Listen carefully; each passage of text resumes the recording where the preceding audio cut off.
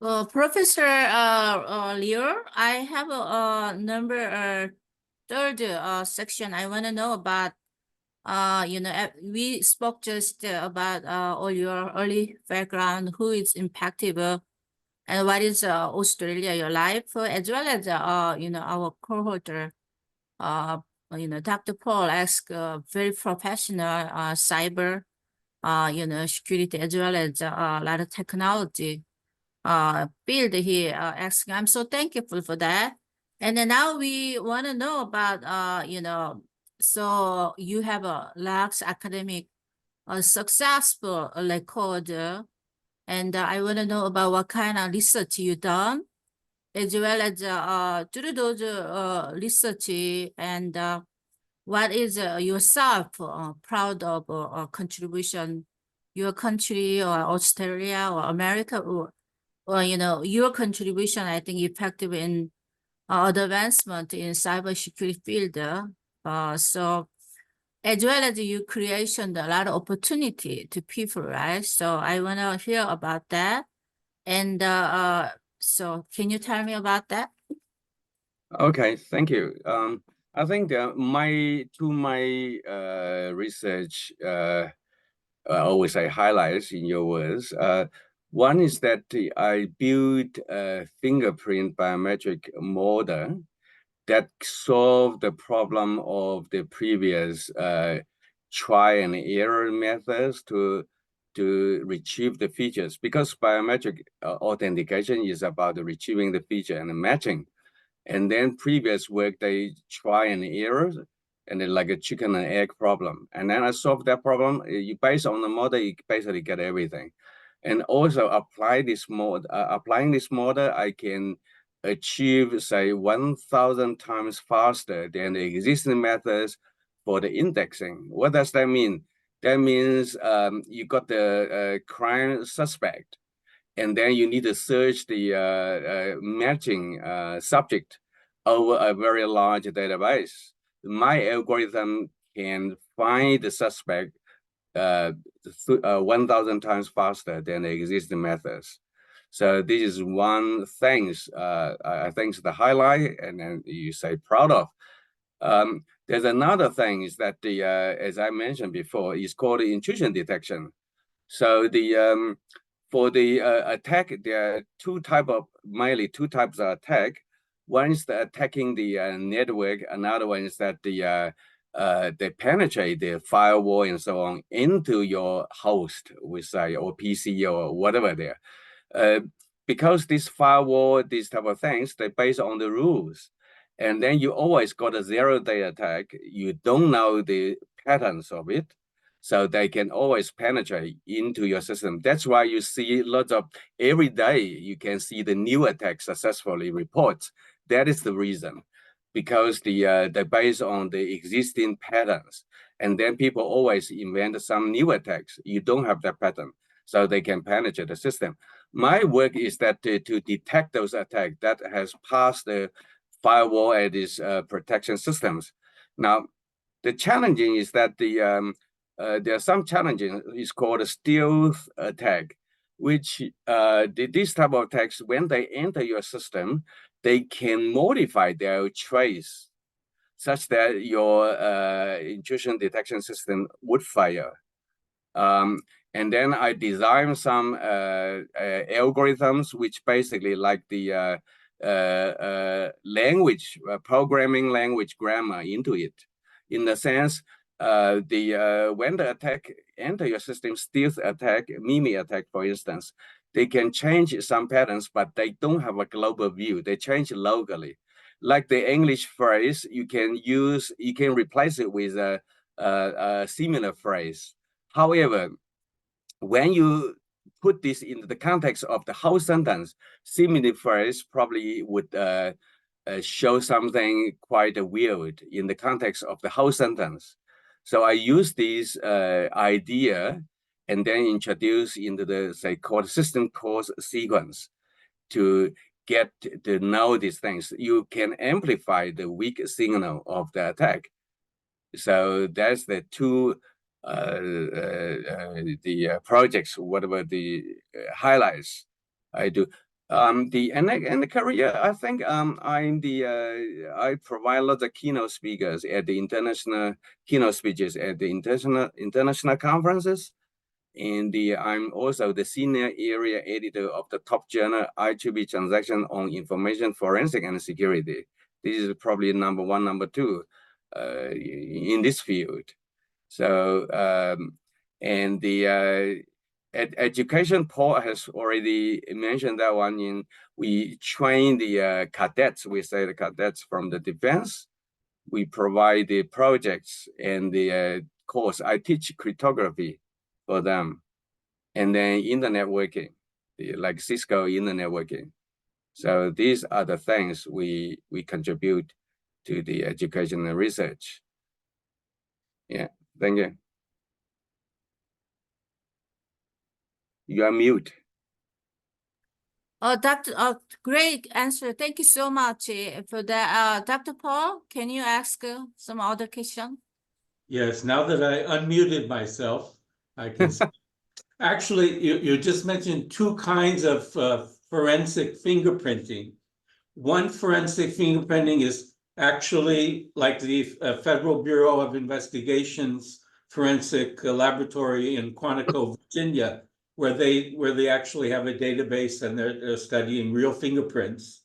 So that's a physical forensic fingerprinting. And then you have digital forensic fingerprinting, like when you're trying to figure out, for example, North Korea had some hackers who got money from a bank in Bangladesh and sent it to the Philippines, and then were able to get the money out of ATM machines in the Philippines, and tens of millions of dollars. So that's a fascinating instance of one of those stealth attacks where they waited behind the firewall for several months before they actually activated their attack when it was convenient.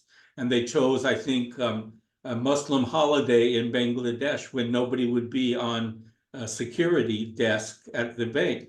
And so they were able to do that. And so I'm curious if in your case studies with your cadets, if you use real world examples like that, and if you can tell grammatically, let's say I'm a coder, but my native language, my first language is North Korean. So maybe that will affect the way in which I try to make code using English in the programming language so that you can detect this isn't quite exactly a native speaker of English who's put this grammar or put this code. I mean, that seems like a very fascinating approach where you're combining forensic linguistics with forensic cryptography to do a new field of digital forensic fingerprinting to find hackers. That's quite an interesting approach that you've mentioned. So let me come back to your point. There's those two examples. The hacking, to prevent the hacking, the number one is authentication. Like for instance, you talk about Bitcoin, right? The Bitcoin, the assets is tied to the cryptographic key. And then this cryptographic key is stored somewhere. And then we know this, like a mobile phone, for instance, they can be hacked. In the database, they can be hacked, right? So anyone has this stolen your key, then the assets belong to him instead of you. And there's no way back. So this is the biggest problem for this digital currency, and also you say the hacking. But if you use the biometric authentication, what does that mean? That means you allow only this person to get access to your resources. And this access is controlled by this person's personal biometric. Like you mentioned that 007, for instance. They can go through your iris. They scan when you launch the nuclear warhead, for instance. They need to scan your biometrics. You must be this person. They store there, like the template would say, must be your iris, must be your EEG. And then there's no way to hack. Remember, we got the liveness detection. Those things, you can get a copy of the digital signal. There's no problem at all. But I must be receiving these things, I can control the system. They must be received from certain sensors. And this sensor has liveness detection. They just accept the signal that is coming, passing the liveness detection must be from the living thing. So that can stop all these things. But at the same time, as you mentioned, even they can hack into that, I suppose. Then another one is the intrusion detection. You see, that's why I do these both things. They hack into that. Somehow they cause, I mean, when you operate in the system, like a computer system, you will always have some trace, like system calls. Like because you took some actions, but must be some trace there. So the intrusion detection can detect that and set alarm. Say this is something abnormal. And then they can set alarm, they can stop it. So these two things must be combined together. I just worry about the digital coins. If you read the reports, lots of assets have been stolen. That's exactly the reason. Because they don't have a strong authentication. They base on your PIN and password, and then the asset is tied to the key, right? The digital key. But digital key you have to store somewhere. You can't keep in your brain. You have to store somewhere. The mobile phone, everything. Now the hackers can retrieve whatever that has been stored in the software and the hardware. The technology is there. The attack technology is there. They can retrieve whatever they're stored. So I recall that you also have a paper that discusses the length of the waterprint or fingerprint, length of the fingerprint or something, where the length of the will affect the amount of security. And then something else I wanted to mention was, so it sounds like you're suggesting maybe a biometric coin or a bio coin, maybe something we can cooperate on doing together with Dr. Liew. That sounds like something that you have the technical skill for and that the world really needs, because then you might have a genuinely secure system where you don't have to worry about somebody getting in between Alice and Bob and getting a hold of your private key. Yes, that's true. So you say the cryptography is doing this. So when you generate the key is tied to your biometrics. I see. And then we are doing, my group is also doing another interesting one, which is called cancelable biometrics.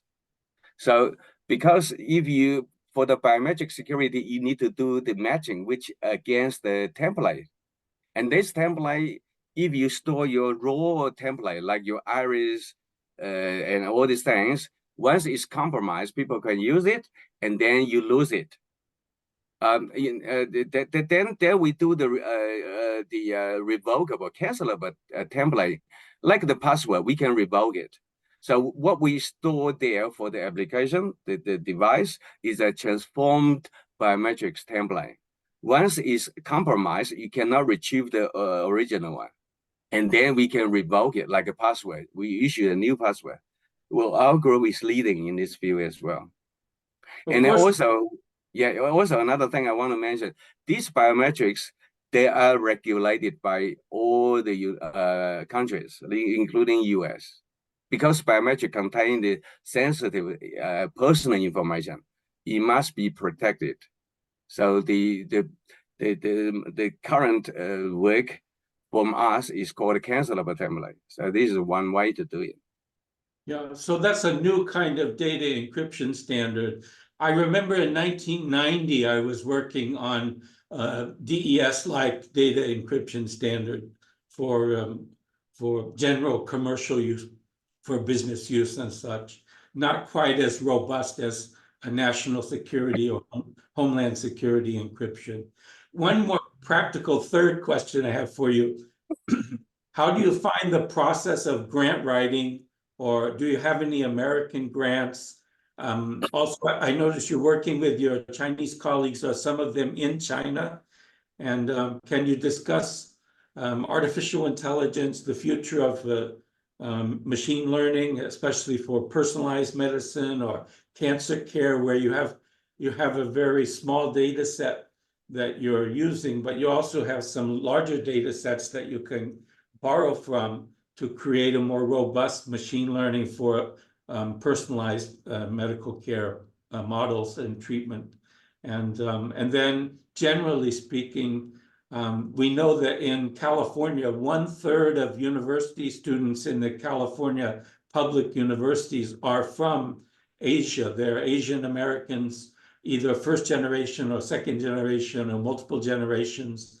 And the ancient Confucian influence on their willingness to sacrifice personal pleasure and time to focus on studying the science, technology, engineering, medicine, mathematics, all the STEM fields. And what can we do as an ANZUS alliance with Australia, New Zealand, and the US to promote more STEM learning among our next generation, to encourage them to achieve more in this STEM learning? Yes, thank you. I do have a collaboration with my US colleagues. We write the journal papers, the publications, and so on. And also got a collaboration with Chinese colleague as well. But we don't work on project. We just work on some idea to generate publications. That's the thing.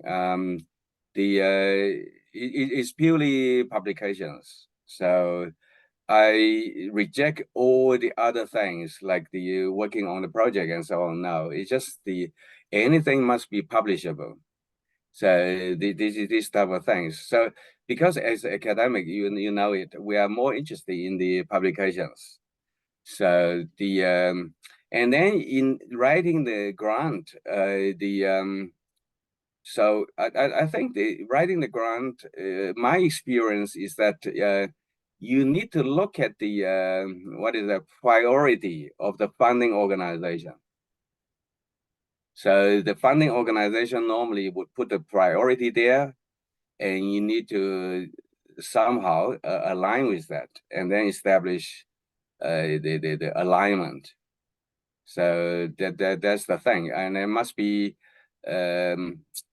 say the government is happy to support. Something is too old, then you probably don't go for it. For instance, to my knowledge, say that we talk about the networking.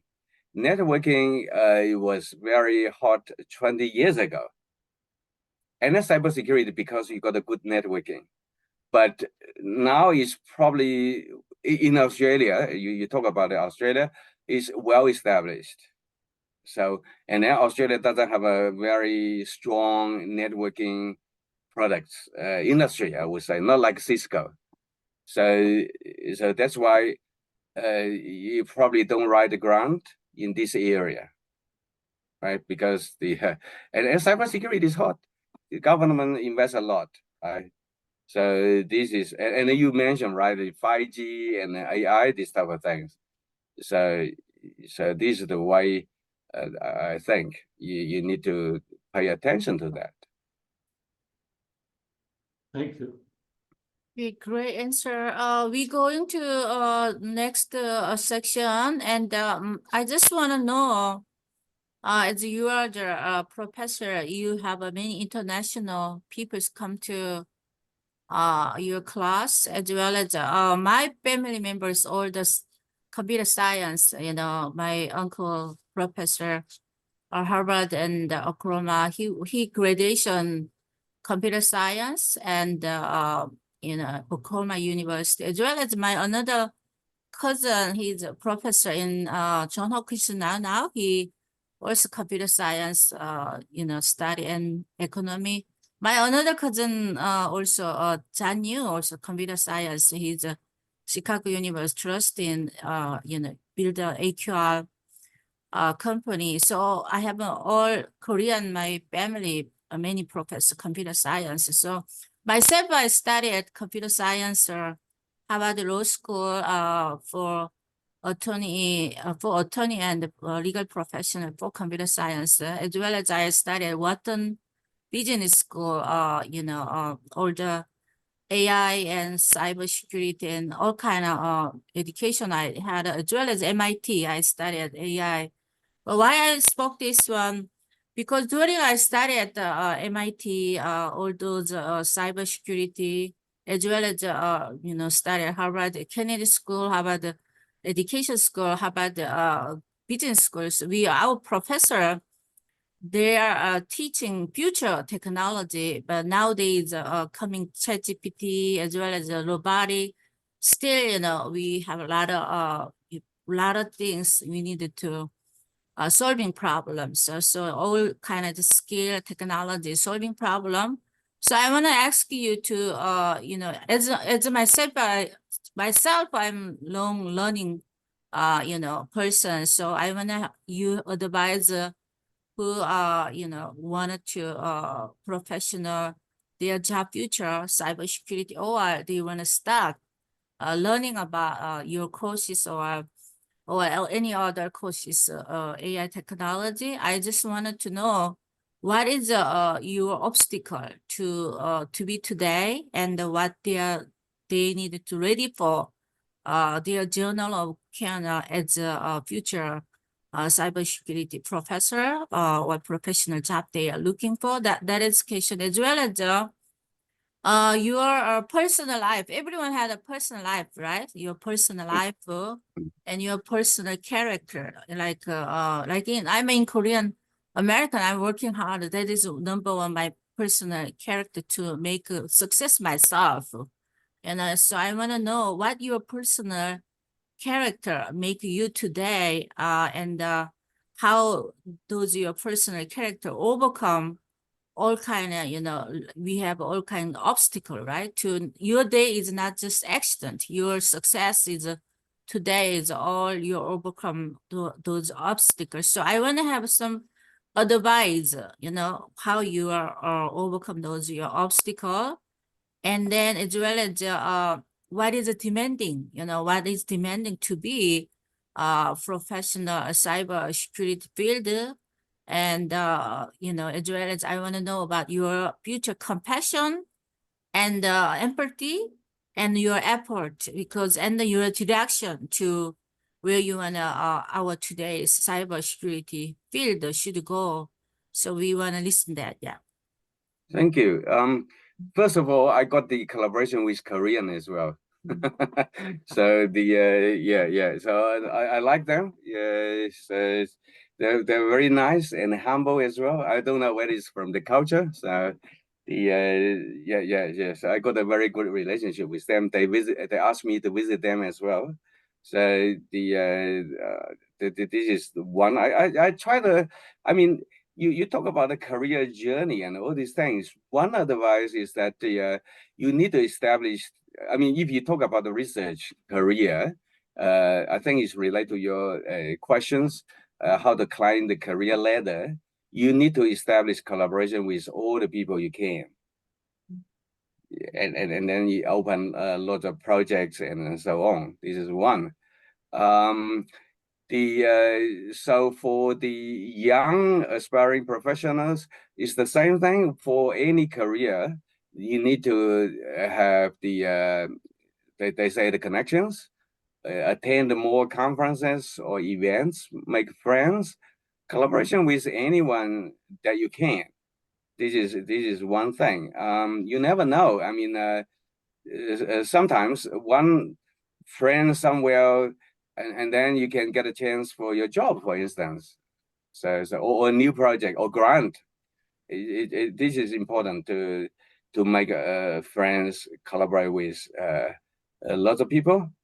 And the international careers, that partially answer your questions. So you need to attend the international conference, international events, try to make friends internationally, and then you probably can find a way to get the international careers. And I think okay, so for the young career for cybersecurity professionals, you have to know your aim. In cybersecurity, there are only actually two streams, I would say. One is probably like me, you go through the research career, academics, and so on. Another one is to work in industry. So they're quite differently. So if you want to go my path, you probably need to understand the fundamentals. I think for AI is the same thing, like deep learning, all these type of things. One is to get the in-depth math and all these things. Another path is working in industry. And then lots of opening in industry. Probably you need to do some practical projects, learning the hands-on things that can land on lots of jobs over there. And these things for AI is exactly the same. Deep learning, I think I didn't answer the questions like Paul mentioned the health and everything. They're exactly the same because I got some students and then the people would have a lot of AI job like medicine. So they want you to apply the deep learning directly to find to probably do produce the products and then findings, these consultancy and so on. Another one is that the probably they need to have a research career. So cancer care, they're almost the same. So there are some companies, the AI, many people, they use deep learning as well, the company. So you have to be clear about your career. So if I want to do the research, this is the way I need to learn fundamentals and so on. If I want to find a quick job in industry, then you probably do more practical projects, hands-on things. Now AI application, there are many openings, even in the high tech. So this is the things. And you talk about the culture as you mentioned. So Chinese background, normally they work very hard, and Paul probably agree as well. He is in Taiwan. We got this culture, working hard and all these things. But that also raised the questions. I think you also got the balance, work-life balance as well. So how can I manage that? I got some hobbies like playing table tennis and so on. Korea is very good at table tennis as well. So you need to have some sports heavy hobby, I would say. Otherwise, you will get in trouble. So because if your health deteriorates, you cannot sustain to work in this very competitive environment. I mean, there are lots of jobs there, AI and cybersecurity. At the same time, there are lots of people trying to get into this area as well. So you must maintain a healthy style. And then I think to me, you need to have a hobby of sports or exercise or yoga, something like this. So otherwise you got to trouble there. So right. Thank you. Do you practice table tennis with your children or with a robot? You are a very good question. You know what? This is coming to the live family. Answer your question. My kids, they love video games. This is problematic. So I try to lure them into this type of hobby. I bought a lot of things for fishing as well. I bought the table tennis in this basement. And still it's very hard to get them into that. The video game, if you talk about family things, video game is I think is a disaster for the young kids. Now, what is my solution? I try everything like the fishing, table tennis, and all these things. It's not that working well, but I found out they love the chess. They like the like my son like the what is that, tennis. So I stuff them with the school co-curriculum. They're busy doing these things, and less time for the video game. And then I control a little bit video game. Say if you do some math, and then you earn some credit for doing it. That's my way of doing it, because the children, the young, especially boys, you can't force them to study all the time.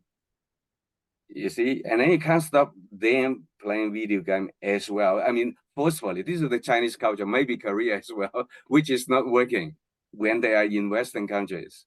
So it's not working. They are rebellion.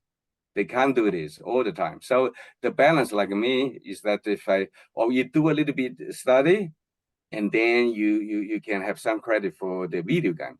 It's not the study per se. It's just try to divert their attention to the video game.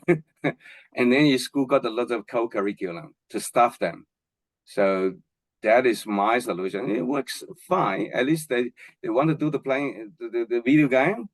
I say you do some like sports, whatever, to earn the credit.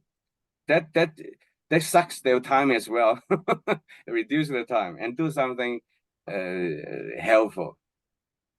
Yeah. Do you take any of the cadets with you to international conferences or conferences held in Australia, or other students or graduate students or postdoctoral fellows with you? And how do you teach them the skill of conference networking to develop the kind of, not the digital networking that you're saying is already taken over by Cisco systems, but the academic networking, which is also so very important to being able to become a well-rounded scholar who's able to meet other like-minded scholars and then develop the research agendas that will get funded and will get published? You're very good question. So, but as I mentioned, we are in a defense environment. So travel for defense, they have their restrictions. They must be, approved by the defense. I track some students doing the PhD with me from the cadets. But as traveling, it's totally different environment. They have to go through their channel. Say my PhD student who was in the Navy, and then he told me he has restrictions to certain destinations for travel. That's different system. I see. I think in US probably the same. The US, if you are in a uniform, I would say, so where you can go and what you can do, they have to go through the Army channel for that process. So we got the even the project, what type of project you can do, and so on. Another interesting problem I'll mention, there's an American who worked in the intelligence community, Heather McCallum Bayless, and she developed an algorithm for Arabic names, because in authentication, one difficulty in counterterrorism, counterintelligence, or anti-money laundering is to identify who the client customer is. You have to know who they are. And if their name is Mohammed bin Mohammed, there's very many of these. So how do I do that? So she developed an algorithm that was used to help confirm the Arabic names in English when they're transliterated, as a kind of more low-tech but very important form of authentication that's used. Oh, I'm not aware of this type of work based on the names. Sorry, I can't comment on that. My one is basically based on the data, I would say, the data. So to do the authentication. Another one, interesting one, as you mentioned, probably you can do this counterterrorism. This intelligence is probably to collect the bigger data like social network and so on, and then get some inference out of that. And if I have access to one node and another node, and I know what's passing between these nodes, can I access the private key? Sorry, can you repeat again? You get access to Let's say, yeah, if I have access to two nodes and everything that's passing between them, are there attacks that I can launch that would make the private key accessible to me? So it depends what you mean access. So if you can access into the account, like hacking into the account, you probably know everything there. Yes, the password and everything, yes, if you go to the account, but through the message, probably not, because message is probably encrypted, for instance, and But then going from that to the key is very hard. Yeah. You had a paper on the length of packets and how shorter packets maybe would be more vulnerable, something like that.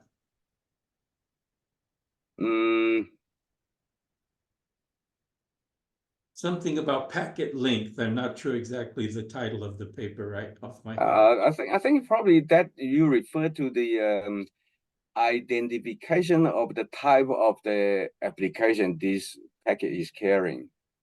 Mhm. Like, for instance, you are doing FTP applications, you are doing web browsing, so even it's encrypted.